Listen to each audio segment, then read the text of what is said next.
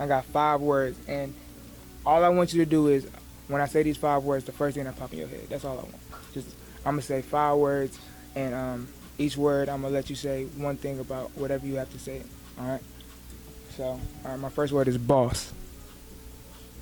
Leader. Okay. My second word is money. Invest. My third word is haters. Mandatory. Mandatory. Hey. All right. My fourth word is legacy.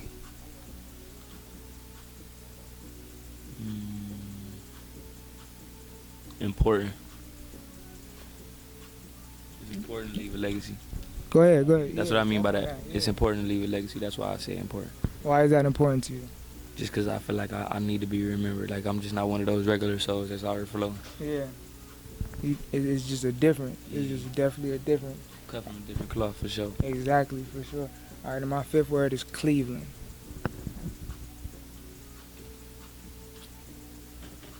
Unique. I'm going to say unique because Cleveland is one of those cities where it's fucked up, but then at the same time, you also got good aspects about it. Like, people don't know how much talent we got here. People don't know how many good people we got here, how many good places is to eat. Like, you feel me? It's look good shit to the city, but at the same time, you feel me? You gotta go through some of that bullshit. Yeah, for sure. For sure. All right, so Cleveland unique in its own way. Unique. That's a great word to represent Cleveland. Is unique because I love the city for sure. I love Cleveland for sure. So you have you officially moved out of Cleveland yet? You could say like 75%. Yeah, you gone. You can say like I'm gone. Like right after summertime, I'm gone. For sure. Yeah, I'm gone. For sure. After the after party. Yeah, after the after party. I ain't saying like right after the show, but I'm saying though, he got like a flight. Hey, private jet. He ready. No, I ain't saying like right after the show, but yeah, after anything I'm booked for. Yeah, you feel me? Like, yeah. For sure. Ain't no reason to stay in the city. No, never get to the looking back. family. Yeah, never looking back. For sure. You set the precedence early, real early. All right, so I want to tap into the mind of YFL Kelvin real quick. Is that cool? Yeah. All right. Cause I barely do interviews. Yeah, so people actually, you feel me, try to tap into that. Yeah, like I really want to let the people understand what's really going on with you, cause I know you don't do them often. So take me back to a time where you thought this wasn't gonna happen. Man, bro, I done went through so many times where I felt like giving up. Mm-hmm. You feel me? Like, honestly, what kept me going the most was looking at my son, looking at how far I done came. Mm-hmm. You feel me? Because I remember when she used to be way worse than the peak I was complaining at. You feel me? And then my mama. You feel me? My mama, my brother, it's a lot of people around me that's counting on me. Mm-hmm. You feel me? That I feel like, damn, I can't give up and just leave them in the wind. Mm-hmm. You feel me? And then I really ain't had no choice but to keep going once all my niggas started going to jail. Like, I was left to do nothing but record. Like, right. If I wasn't doing that, then that mean I was just gonna be sitting on my ass literally doing nothing, and that wasn't the option. So I done had hella those moments where, you feel me, where I done felt like giving up though. Yeah. But shit, you know. So I just always, my bad, but I just always had faith in me though, where I knew I was gonna make it. I just didn't know when. Like, I know my time coming. I just don't know when. Mm-hmm. Feel me? Yeah, I watched the interview about you, and you said that you always knew you had the talent. You always knew that you was gonna make it, but you just didn't know how or when it was gonna happen. Yeah. So exactly. Yeah. So talk a little bit about that. Like when you know you got it. You know what I'm saying? When you know you got that it factor, but it's just like piecing that together. Like, what do you have to do? Like, what type of mindset? What type of actions? Like, did you have to cut people off? I ain't gonna lie, it ain't for the weak. Like, this shit is not for the weak. You gotta learn how to cope with everything around you. You feel me? The people that surround you, your craft, the business part of the side of shit, the haters, everything. Like, you gotta know how to deal with all that shit. Once you learn how to cope with everything, then you gonna start juggling everything, and you gonna get the hang of it. But you definitely gotta surround yourself with the people that you gotta surround yourself with the people that you want on the same shit as you. Like, you don't want to be hanging around on niggas who don't want nothing good for themselves. Like, bad energy, you feel me, that shit gonna come back on you. Like, eventually you gonna start thinking like them.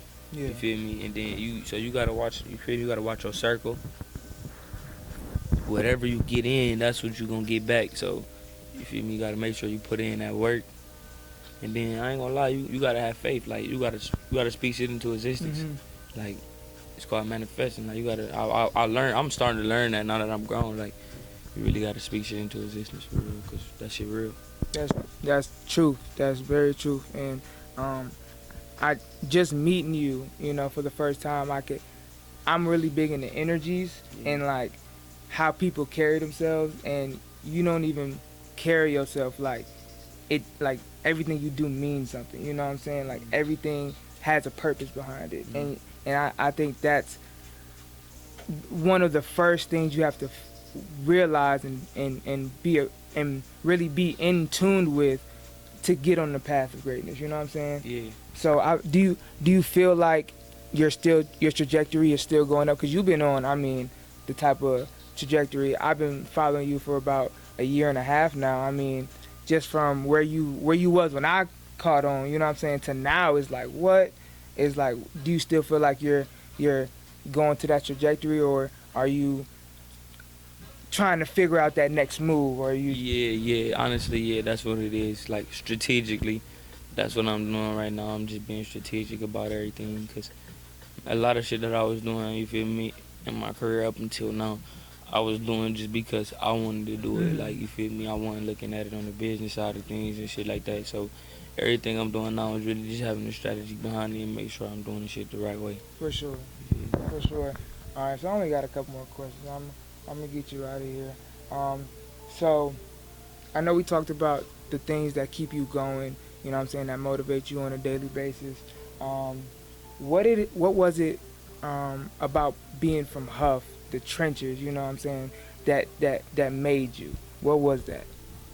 I mean, shit, just learning how to grow up. I mean, just, it ain't nothing specific that I can point out, because I'm just living my regular life. Like, but I just know everybody in this world, how they act is based off how they was raised. Right. You feel me? So by me being raised on Huff, that's why my demeanor is the way it is. You feel me? Like, some people might say a lot of other people who I hang with act just like me. You feel me? And it's probably because we from the same area, but like, it ain't really nothing that I can point out for real. I'm just being me for real. Yeah, the good, bad, and the ugly, right? Yeah. All of that, for sure.